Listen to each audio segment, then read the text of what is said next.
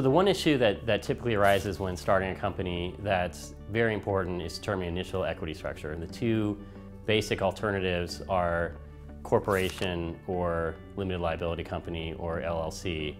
And a big consideration for any startup in looking at this decision is really what's the nature of the future investors. If a company is going to be backed by venture capital investors typically will require a corporation structure for a couple reasons. One, if they have foreign limited partners, or if they have pension fund limited partners, they're prohibited from having investments in pass-through entities or LLCs. So that's one consideration.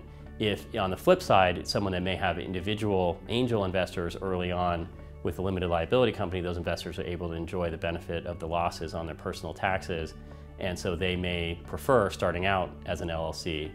It's very easy to shift from an LLC to a corporation. It's not easy to go in the reverse. That results in tax issues. So the key sort of point is to look at what's the nature of the initial investors. If they are individuals that will want to have the benefit of the losses, is it worth the extra cost of an LLC to start as an LLC, knowing that if venture capital financing is ever raised, you'll need to convert to a corporation, which is somewhere in the range of another $7,500 or $10,000 to do that. And as an LLC, although you enjoy tax advantages, it's a pass-through entity, there's no corporate tax, it's all taxed at the shareholder level. Sort of as a startup, everything you do from a legal perspective probably costs 50% more. Doing employee equity is very complicated.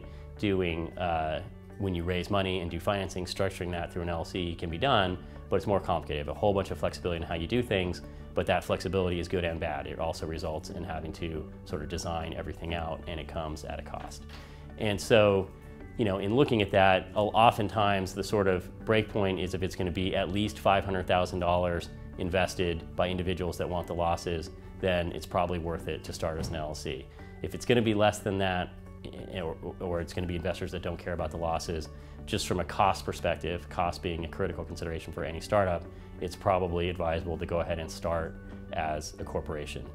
The one exception to that might be just what's the ultimate exit opportunity for the company. If it really is a company that isn't necessarily the norm with technology startups, which is a company that really may end up being just a cash flow business and sort of a lifestyle business that people just have the company and enjoy profits and distribute those out, then it may make sense to be an LLC for the duration.